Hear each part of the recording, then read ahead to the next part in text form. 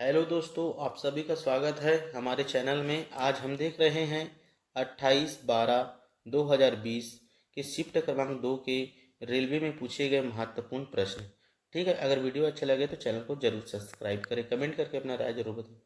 आज का पहला प्रश्न है, निम्न में से कौन सा कंप्यूटर में सहायक मेमोरी या सेकेंडरी मेमोरी का हिस्सा नहीं है? तो इसका सही आंसर हो जाएगा ऑप्शन नंबर बी, प्रोम। क्या है? प्रोम है। नेक्स्ट प्रश्न है, भारत का पहला परमाणु ऊर्जा स्टेशन की स्थापना कब किया गया था? तो इसका सही आंसर हो जाएगा ऑप्शन नंबर बी, सन 1969 को। भारत का प्रथम परमाणु रिएक्टर कौन सा है? तो याद रखिएगा, भारत का प्रथम परमाणु रिएक्टर जो है अप्सरा है। कौन सा है? अप्सरा है। ठीक है, याद रखिएगा। भारत में प्रथम परमाणु रिएक्टर की स्थापना कब की गई थी? अप्सरा की स्थापना कब की गई है? तो याद रखिएगा, अगस्त अगस्त 1956 को। ठीक है, याद रखिएगा, अगस्त 1956 को। और इसकी औपचारिक उद्घाटन कब की गई है? कब की गई है? तो 20 जनवरी 1957 की इसकी उद्घाटन की गई है। ठीक है, किसके द्वारा की गई है? तो याद रखिएगा, हमारे प्रधानमंत्री पंडित जे नेहरू जी के द्वारा। ठीक है, पंडित नेहरू के द्वारा किया गया है। ठीक है, वीडियो अच्छा लगे तो चैनल को जरूर सब्सक्राइब करें। नेक्स्ट प्रश्न है, निम्नलिखित में से कौन सी परियोजना उत्तराखंड में है? उत्तराखंड में कौन सी परियोजना है? तो इसका सही आंसर हो जाएगा, टिहरी परियोजना। कहाँ है? उत्तराखंड में। ठीक है, कोयना प्रोजेक्ट कहाँ स्थित है? तो याद रखिएगा, महाराष्ट्र में स्थित है। ठीक है, उसी प्रकार याद रखिएगा, सारावती प्रोजेक्ट कहाँ स्थित है? तो कर्नाटक में स्थित है। ठीक है, याद रखिए, कर्नाटक में स्थित है। ठीक है, कर्नाटक में स्थित है।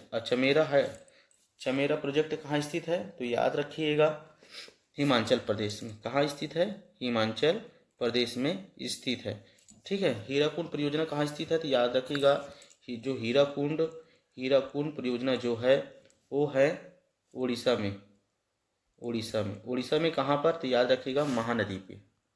ठीक है, नेक्स्ट प्रश्न है, ये सभी प्रश्न आए हुए इसलिए आप इस वीडियो को पूरा देखें। नेक्स्ट प्रश्न है, जो तिरंगा झंडा स्टुटगार्ट में मैडम कामा ने फहराया था, उसे चोरी छिपे ब्रिटिश भारत में कौन लाया था? बताइए इसका सही आंसर क्या होगा? जो तिरंगा झंडा स्टुटगार्ट में मैडम कामा ने फहराया था, उसे चोरी छिपे ब्रिटिश भारत में कौन लाया था? तो इसका सही आंसर हो जाएगा option number A, Indulal Yagnik. कौन है? इंदुलाल याग्निक है। ठीक है,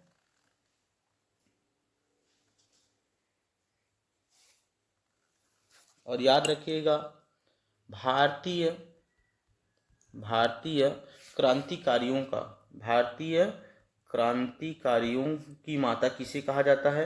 क्रांतिकारियों का माता किसे कहा जाता है?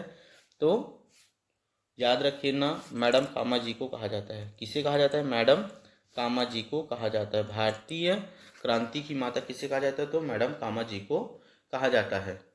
ठीक है, नेक्स्ट प्रश्न है,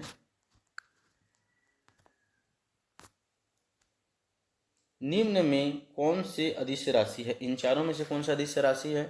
तो इसका सही आंसर हो जाएगा ऑप्शन नंबर सी, द्रव्यमान एक अदिश राशि होता है। ठीक है,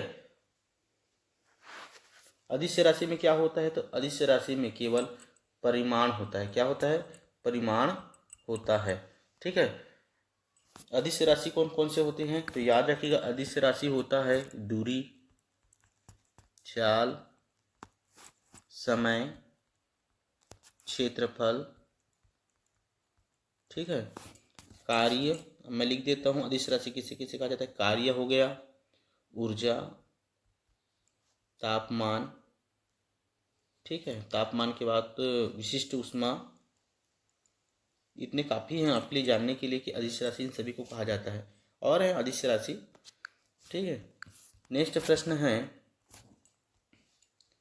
भारत में संविधान में निम्नलिखित में से कौन से संविधान संशोधन में नागरिकों के मौलिक कर्तव्यों को शामिल किया गया है? बताइए इसका सही आंसर क्या होगा 14 का। बताइए, बहुत ही महत्वपूर्ण प्रश्न है, ये सभी आए हुए प्रश्न हैं, आपके सभी एग्जामों के लिए महत्वपूर्ण हैं। तो इसका सही आंसर हो जाएगा ऑप्शन नंबर सी, 42वें संवैधानिक संशोधन अधिनियम। ठीक है, ये सभी रीजनिंग के प्रश्न आए हुए थे। नेक्स्ट प्रश्न है, इनमें से कौन सा पुरस्कार केवल संगीत से संबंधित है? इन चारों में से कौन सा पुरस्कार केवल संगीत से संबंधित है? तो याद रखिएगा, इसका सही आंसर हो जाएगा ऑप्शन नंबर डी, ग्रैमी पुरस्कार जो है संगीत के क्षेत्र से संबंधित है। ठीक है, कब से प्रारंभ किया गया ग्रैमी पुरस्कार को? तो सन 1959 से प्रारंभ किया गया है।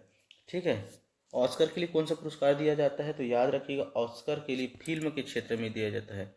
ठीक है, फिल्म में ऑस्कर पुरस्कार दिया जाता है। ये कब से प्रारंभ हुआ है? तो सन 1929 से प्रारंभ किया गया है। पुलित्जर पुरस्कार किस क्षेत्र में दिया जाता है? तो याद रखिएगा, जो पुलित्जर पुरस्कार है, ठीक है, पुलित्जर जो पुरस्कार है किस क्षेत्र में दिया जाता है? तो याद रखिएगा, पत्रिका के क्षेत्र में दिया जाता है। किस क्षेत्र में दिया जाता है? पत्रकारिता के क्षेत्र में दिया जाता है। ठीक है, इसे कब प्रारंभ किया गया है? 1917 से। ठीक है, याद रखिएगा, बहुत ही महत्वपूर्ण प्रश्न है सभी।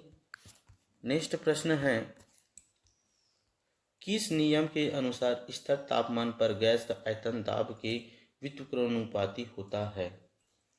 तो उसका सही आंसर हो जाएगा ऑप्शन नंबर ए, बॉयल के नियम के अनुसार। किसके अनुसार? बॉयल के नियम के अनुसार। नेक्स्ट प्रश्न है 19 है, भारत में राष्ट्रीय आय की गणना का पहला प्रयास किसने किया था? बताइए इसका सही आंसर क्या होगा? तो इसका सही आंसर हो जाएगा ऑप्शन नंबर बी, दादा भाई नौरोजी ने।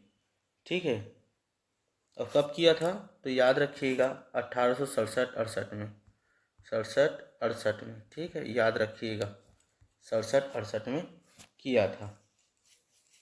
ठीक है, और याद रखिएगा CSO की स्थापना कब हुई थी? तो सन 1951 में हुई थी। ठीक है, ठीक है, और NSSO की स्थापना कब हुई है? तो 1950 में, याद रखिएगा। ठीक है,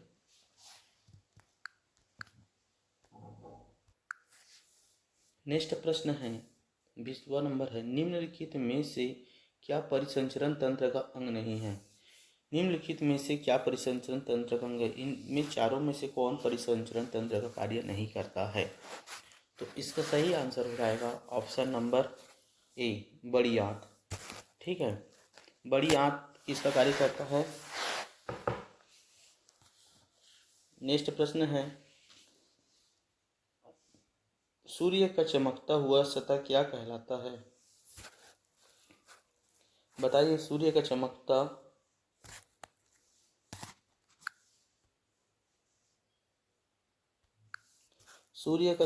हुआ इस सतह क्या कहलाता है? बताइए। तो इसका सही आंसर हो जाएगा ऑप्शन नंबर बी, फोटोस्फीयर कहलाता है। क्या कहलाता है? फोटोस्फीयर कहलाता है। नेक्स्ट प्रश्न है, मोपला विद्रोह किन वर्ष के बीच हुआ था? मोपला विद्रोह किन वर्ष के बीच हुआ था? ठीक है, तो याद रखिएगा सन 1921-22 में मोपला विद्रोह हुआ था। ठीक है, मोपला विद्रोह कहाँ, किस क्षेत्र से संबंधित है? तो याद रखिए, केरल के मालाबार क्षेत्र के। ठीक है, केरल के मालाबार क्षेत्र से संबंधित है। ठीक है, मालाबार क्षेत्र से संबंधित है। ठीक है, नेक्स्ट प्रश्न है,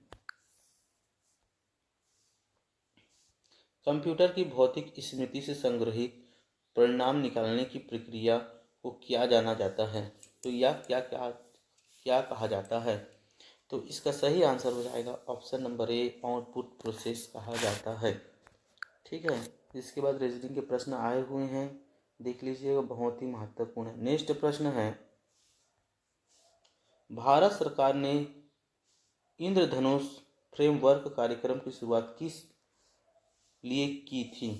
बताइए।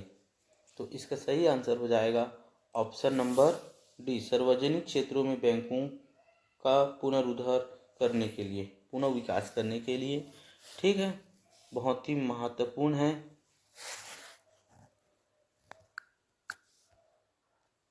नेक्स्ट प्रश्न रीजनिंग से संबंधित है। मैथ से क्या है 27वें नंबर के, 28वें नंबर के मैथ से प्रश्न, यही सब प्रश्न आपको देखने को मिलेंगे। नेक्स्ट प्रश्न है 30 का, वैश्विक जलवायु परिवर्तन गठबंधन किसकी एक पहल है? बताइए। तो इसका सही आंसर हो जाएगा ऑप्शन नंबर डी, यूरोपीय संघ के। किसके हैं? तो यूरोपीय संघ के हैं। ठीक है, बहुत ही महत्वपूर्ण है ये सभी प्रश्न आपके लिए। नेक्स्ट प्रश्न है, मुद्रा से संबंधित प्रश्न पूछे गए थे। एन किस देश की मुद्रा है? बताइए, एन किस देश की मुद्रा है? तो याद रखिएगा, एन जो है जापान की मुद्रा है। किसकी मुद्रा है? जापान की मुद्रा है। उसी प्रकार याद रखिएगा, मालदीव की कौन सी मुद्रा है? मालदीव में कौन सी मुद्रा चलती है? तो याद रखिएगा, रुपया चलती है। क्या चलती है? रुपया चलती है मालदीव में। ठीक है, उसी प्रकार याद रखिएगा आप, दक्षिण कोरिया की मुद्रा का क्या नाम है? तो ऑन है। क्या है? वॉन, ऑन है। ठीक है, याद रखिएगा। और याद रखिएगा, थाईलैंड की मुद्रा को क्या कहा जाता है? थाईलैंड की मुद्रा को कहा जाता है बाहात। क्या कहा जाता है? बाहात कहा जाता है। ठीक है, उसी प्रकार याद रखिएगा, मलेशिया की मुद्रा का क्या नाम है? मलेशिया की मुद्रा का नाम क्या है? तो याद रखिए, मलेशिया की मुद्रा को कहा जाता है रिंगीट। क्या कहा जाता है? रिंगीट कहा जाता है मलेशिया की मुद्रा को। अगर वीडियो अच्छा लगे तो चैनल को जरूर सब्सक्राइब करें। प्रतिदिन ऐसे ही वीडियो पाने के लिए आप हमारे चैनल में। ठीक है, नेक्स्ट प्रश्न है, टैक्सोनॉमी की जनक किसे कहा जाता है? टैक्सोनॉमी का जनक किसे कहा जाता है? बताइए, इसका सही आंसर क्या होगा? तो इसका सही आंसर हो जाएगा option number C, Carl Linnaeus ने टैक्सोनॉमी का जनक कहा जाता है। ठीक है, नेक्स्ट प्रश्न मैथ से आए हुए हैं। 35 का प्रश्न है, किसने ईस्ट इंडिया कंपनी के खिलाफ प्लासी का युद्ध लड़ा था? बताइए। तो इसका सही आंसर हो जाएगा ऑप्शन नंबर बी, सिराजुद्दौला ने। ठीक है, प्लासी का युद्ध कब हुआ था? तो याद रखिएगा 23 जून। ठीक है, 23 जून 1757 को प्लासी का युद्ध हुआ था। किसके बीच हुआ था? तो अंग्रेजों के सेनापति रॉबर्ट क्लाइव एवं बंगाल के नवाब सिराजुद्दौला के बीच हुआ था। ठीक है, अंग्रेजों और किसके बीच हुआ था? अंग्रेजों और सिराजुद्दौला के बीच हुआ था। ठीक है, 23 जून 1757 का। उसी प्रकार याद रखिएगा, बक्सर का युद्ध कब हुआ था? बक्सर का युद्ध कब हुआ था? तो 22 अक्टूबर 1764 को बक्सर की युद्ध लड़ा गया था। ठीक है, नेक्स्ट प्रश्न है, कौन से राष्ट्र ने 5 बार कॉमनवेल्थ गेम्स की मेजबानी की है? बताइए, कौन से राष्ट्र ने 5 बार कॉमनवेल्थ गेम्स की मेजबानी की है? तो इसका सही आंसर हो जाएगा ऑप्शन नंबर ए, ऑस्ट्रेलिया ने। किसने किया है? ऑस्ट्रेलिया ने किया है। ठीक है, उसी प्रकार याद रखिएगा, 2026 का कॉमनवेल्थ गेम कहाँ खेला जाएगा? तो याद रखिएगा, 2026 के कॉमनवेल्थ गेम्स जो है ऑस्ट्रेलिया के विक्टोरिया में खेला जाएगा। कहाँ खेला जाएगा? ऑस्ट्रेलिया के विक्टोरिया में खेला जाएगा। ठीक है, याद रखिएगा, बहुत ही महत्वपूर्ण है सभी प्रश्न। नेक्स्ट प्रश्न है, साहित्य अकादमी का मुख्यालय कहाँ स्थित है? साहित्य अकादमी का मुख्यालय कहाँ स्थित है? तो इसका सही आंसर हो जाएगा ऑप्शन नंबर बी, नई दिल्ली में स्थित है। इसकी स्थापना कब हुई है?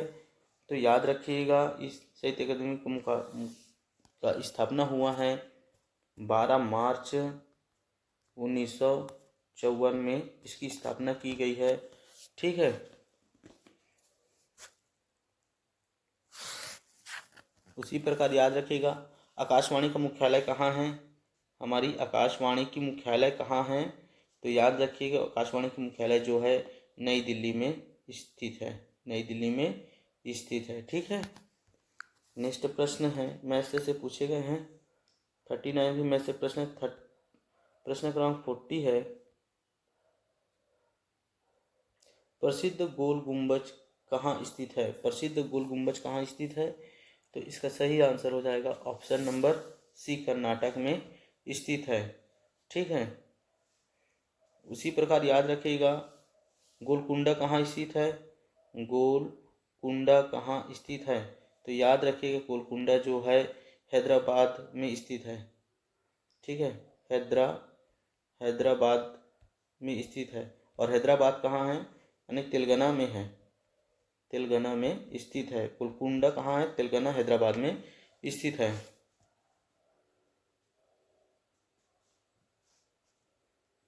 उसी प्रकार याद रखिएगा 2.5 दिन का झोपड़ा कहाँ है? 2.5 दिन का झोपड़ा कहाँ स्थित है? तो याद रखिएगा 2.5 दिन की झोपड़ा कहाँ स्थित है? अजमेर में स्थित है। और अजमेर कहाँ है? राजस्थान में है। ठीक है, नेक्स्ट प्रश्न है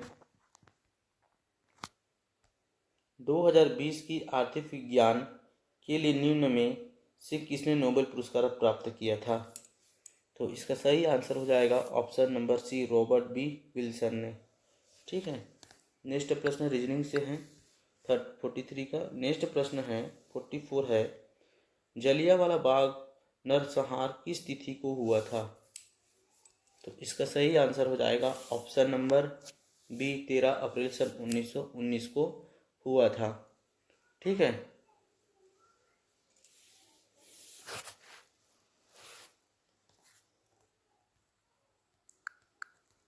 नेक्स्ट प्रश्न है 46 है, जलियांवाला बाग नरसंहार किस वायसराय के कार्यकाल के दौरान हुआ था? तो इसका सही आंसर हो जाएगा option number B, Lord Chelmsford. ठीक है, और इन्हीं के शासनकाल में, लॉर्ड चैम्सफोर्ड के शासनकाल में सन 1919 में रोलेट एक्ट पारित हुआ था। ठीक है, याद रखें क्या हुआ था? पारित हुआ था। ठीक है, नेक्स्ट प्रश्न है, निम्न में से उर्वरक क्रांति से कौन सा रंग संबंधित है? उर्वरक क्रांति से कौन सा रंग संबंधित है, बताइए। इसका सही आंसर क्या होगा? तो इसका सही आंसर हो जाएगा ऑप्शन नंबर बी, भूरा रंग जो है उर्वरक क्रांति से संबंधित है। ठीक है, हरित क्रांति किससे संबंधित है?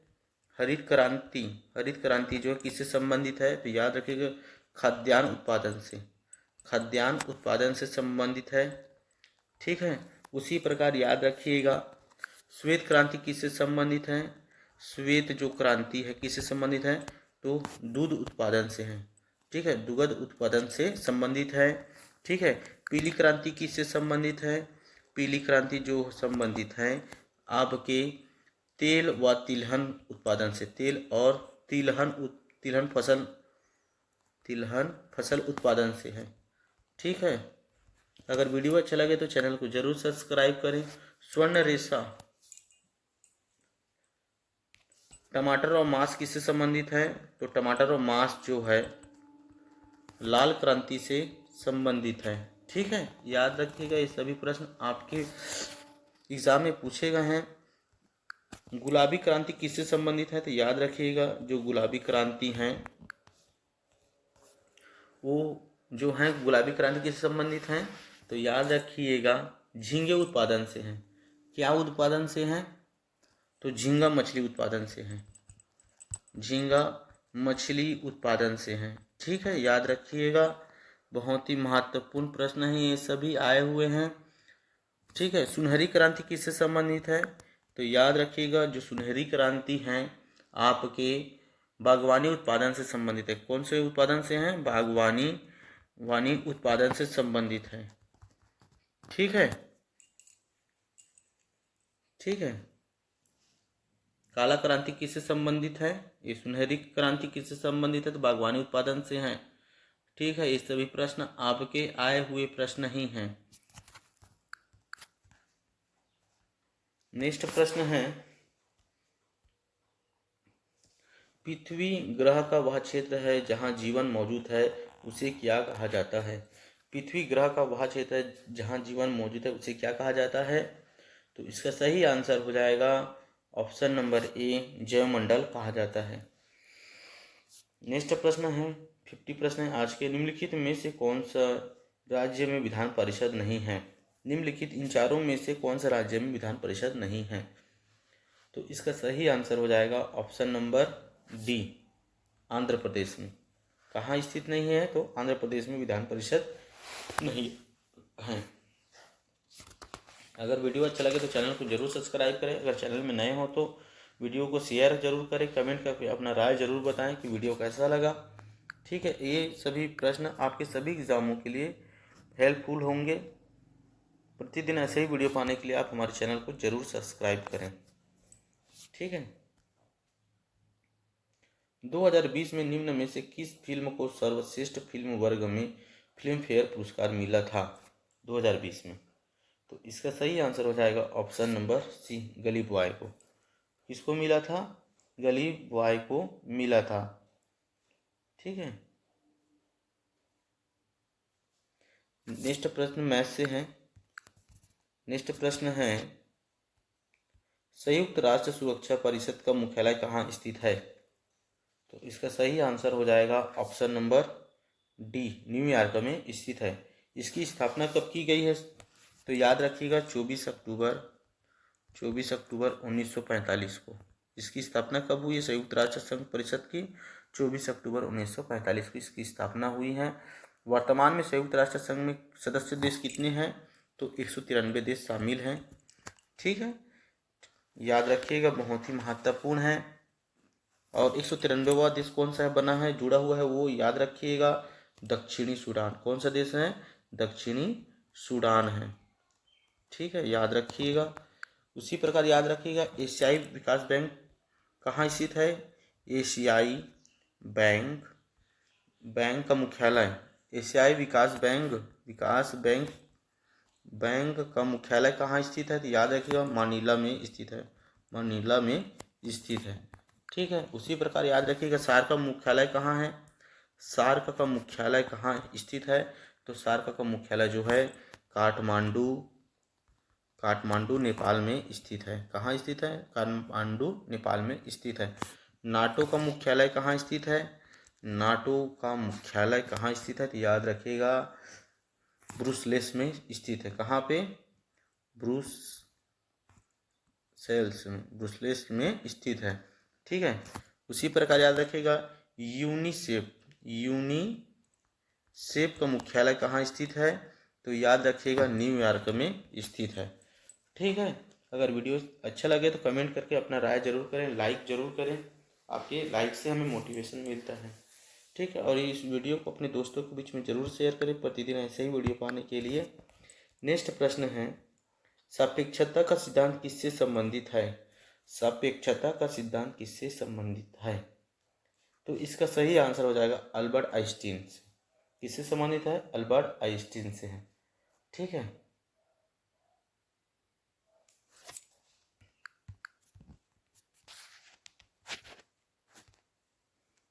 नेक्स्ट प्रश्न है 62, भाभा परमाणु अनुसंधान केंद्र कहाँ स्थित है?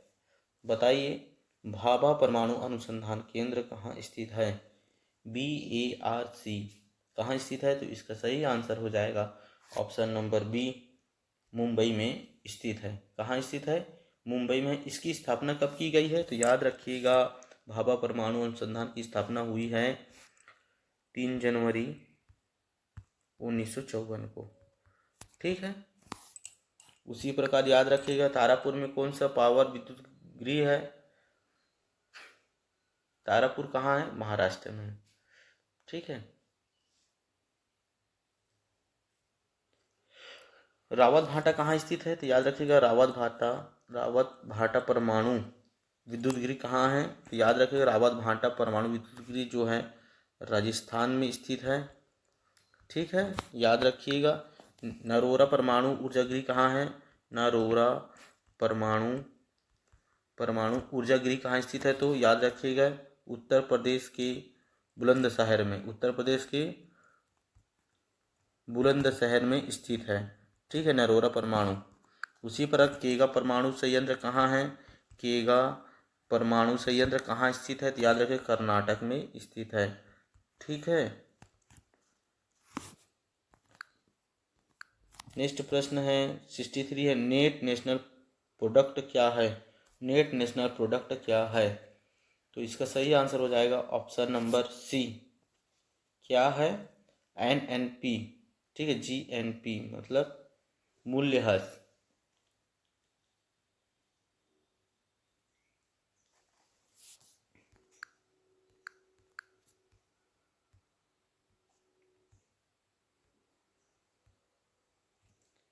नेक्स्ट प्रश्न है, भारत की संविधान सभा का विचार पहली बार किसने दिया था? भारत में संविधान सभा का विचार पहली बार किसने दिया था? बताइए इसका सही आंसर क्या होगा?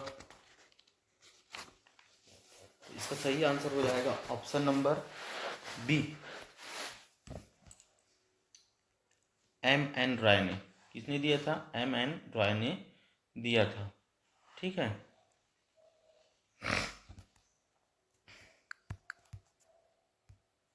नेक्स्ट प्रश्न है 74, जिन शिक्षण संस्थान का संचालन किसके द्वारा होता है? जन शिक्षण संस्थान का संचालन किसके संरक्षण में होता है? बताइए। जन शिक्षण संस्थान का संचालन किसके संरक्षण में होता है? तो इसका सही आंसर हो जाएगा ऑप्शन नंबर बी, कौशल विकास और उद्यमिता मंत्रालय के द्वारा होती उनके संरक्षण में। इसे कब लाया गया है? तो याद रखिएगा 2018 से। ठीक है। निम्नलिखित नेक्स्ट प्रश्न है, इनमें से कौन सा प्रसिद्ध संतूर वादक हैं? बताइए, इन चारों में से प्रसिद्ध संतूर वादक कौन है? तो इसका सही आंसर हो जाएगा option number C, Shiv Kumar Sharma ji. ठीक है। उस्ताद बिंदा खान किससे संबंधित है? तो याद रखिएगा सरंगी वादक है। क्या है? सरंगी वादक है। ठीक है, याद रखिएगा।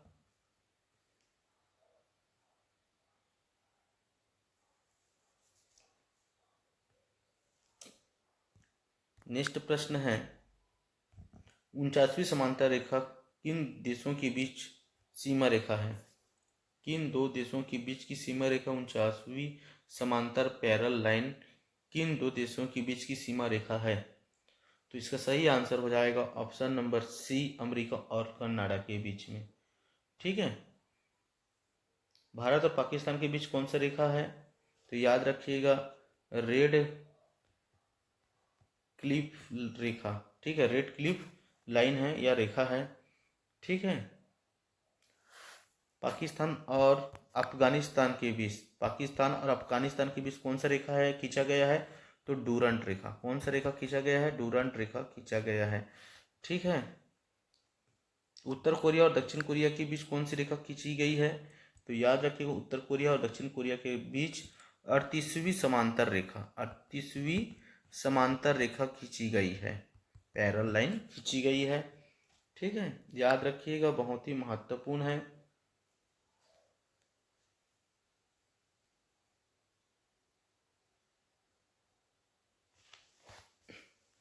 नेक्स्ट प्रश्न है भारत का प्रथम संचार उपग्रह कौन सा है? तो इसका सही आंसर हो जाएगा option number D, Apple. Bharat का प्रथम संचार उपग्रह कौन सा है? तो एप्पल है। इसकी स्थापना कब की गई है? तो याद रखिएगा इस भारत का पहला संचार उपग्रह एप्पल को 19 जून 1981 को कोरू, फ्रेंच गुयाना से एरियन द्वारा सफलतापूर्वक प्रक्षेपित किया गया था। ठीक है।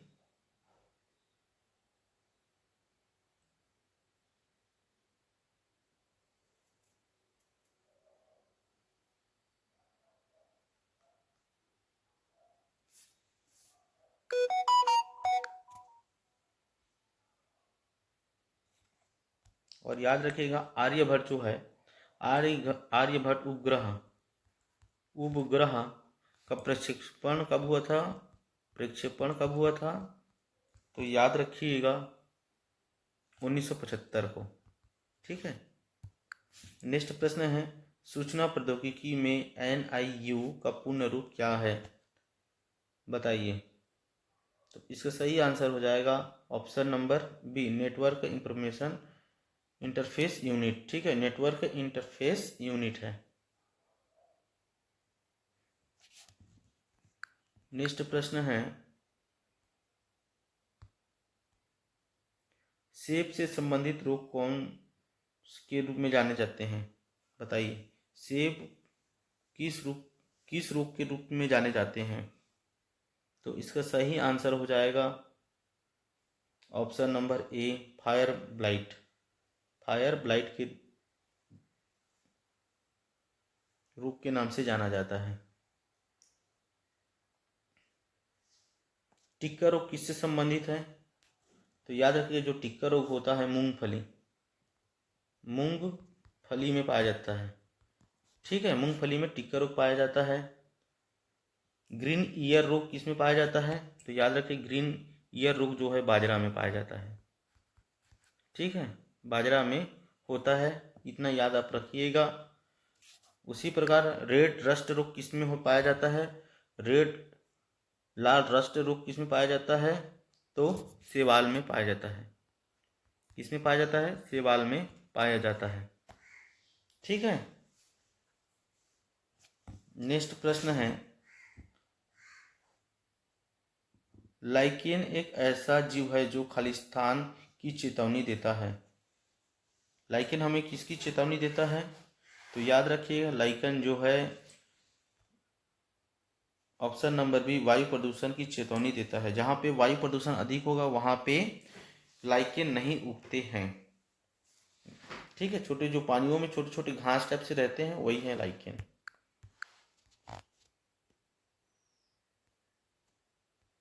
ये सब मैथ से प्रश्न, रीजनिंग के प्रश्न पूछे गए हैं। ठीक है, देख लीजिएगा। वीडियो आपको कैसा लगा जरूर आप कमेंट करके जरूर बताएं, लाइक जरूर करें। अगर चैनल में नए हो, वीडियो में नए हो, तो चैनल को जरूर सब्सक्राइब करें प्रतिदिन ऐसे ही वीडियो पाने के लिए। आज के लिए इतना ही, धन्यवाद।